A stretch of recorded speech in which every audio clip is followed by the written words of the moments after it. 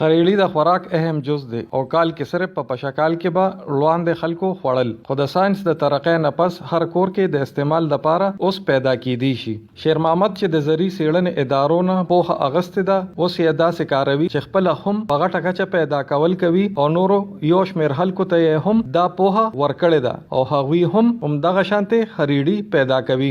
د خریړو د کر یا ساتلو د طریقې کار په حق له شیر محمد وای خو بوس اول دی لپاره بوس پکار دی، چونه بورا او تخم دی لپاره پکار دی کنه. دی لپاره اول بوس وینځو 48 غنټې پراته وي، خوشته بوس یو پلاستیک شیټ هم په پاسه چولی او 48 غنټې هغه نه پس بیا موږ راشو هغه پلاستیک تلر کو هغه د پاسه کوس 50 کیلو بوس موږ وینځلی نو هغه لپاره 2 کیلو چوکر لکه بوره چې ورته وي د وړو او 1 کیلو چونه هغه په د پاسه واچو او مکس یې کو او بیا ته شیشه پلاستیک بیگونه ډکو بس دغه دی کمپوست تیار شي. بیا پاسچرایزیشن لپاره یو ډرم کې په ډرم کې کیږي او په نور کیمیکل سره هم دغه پاسچرایزیشن ممکن دی د جراثیمو نه پاک چې شي کمپوست تیار شي هغه نه پس پکې بیا سپانینګ کې خو دي شي او بس کم ځای ورته مختص بیسمنت وی تهانه وی د چرګو فارم وی کور کې برنډه لا خالی کمره سٹور وی ارزه کې دا کیږي په اسانه باندې. ټمپریچر د 25 نه کم پکار دی او چې د 25 نه زیاتیږي بیا دا مشروم ودرېږي. دا خریړي چې په 15 ورځو کې یو غوته د 1 کیلو نه زیات خریړي پیدا کول شروع کی او په بازارونو کې د 350 نه د 500 روپو کیلو پورې خرڅيږي.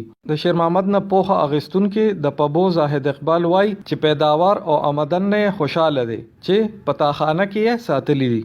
15 کیلو مال کافی دی سره ځکه چې داسې هر یو غوتای نه همغه نشو کوو کنه په سبا باندې بل غوتای کړي په بل ورځ باندې بل غوتای دا مال کړي نو هغه چې کم نم شو کولی نو اخو بیا په سبا باندې مال نه ور کوي کنه بیا یو سوره دی پس هغه نور ور کوي.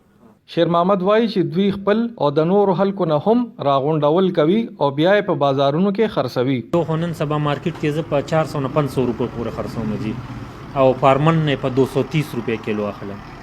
یو گاک نجیب چې د شیر محمد دکان ته خریړو اغستلو لراغله دی وای چې استعمال یې ډیر کوي. وی کې خامخازه ورم هفته د ځین کې په خپل کور ده پره مونږ کور ډیر زیات خوښته شو زه په خپلم زړه د خوښم.